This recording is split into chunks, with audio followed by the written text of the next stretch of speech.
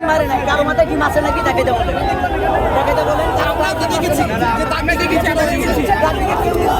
কেউ ডিম ছুড়ে না আপনারা দেখেন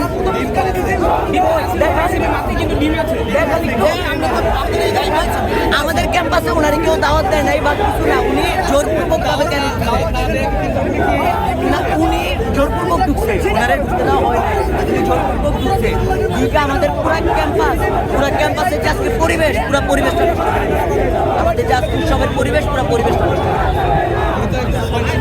এটা কোনো রাজনৈতিক প্রোগ্রাম চলতেছে না যার কারণে উনি ধর্ম নিয়ে সব প্রচারণা এটা চালাবে। আমাদের স্টুডেন্টদের প্রোগ্রাম এখানে তো কোনো রাজনৈতিক প্রোগ্রাম না এটা এটা তাহলে তো অন্যান্য রাজনৈতিক দল তো আসবে। আমরা জানতে পেরেছি যে আপনাদের এখানে মির্জা আব্বাস সাহেব এবং নাসিরউদ্দিন পাটোয়ারি দুজনই আসবেন। এই বিষয়টা কিভাবে? তারা না দাওয়াত না ছাড়াই কি আসবেন? মির্জা আব্বাস তিনি দাওয়াত পাইছে আমাদের প্রিন্সিপাল স্যার তাকে দাওয়াত দিয়েছেন কিন্তু উনি কোনো দাওয়াত পায় না কিন্তু উনি কিভাবে আসছে উনি আসছে জোরপূর্বক আসছে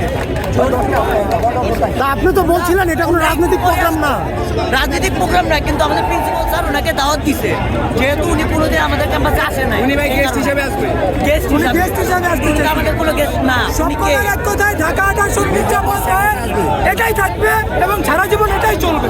সেই জন্য কি তাকে বয়কট করলেন নাকি? নতুন কেউ এসে এখানে রাজত্ব করবে এমন কিছু না।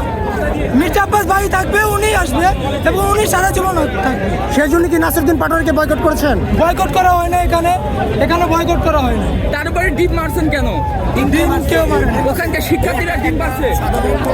আমার গায়ে ডিমে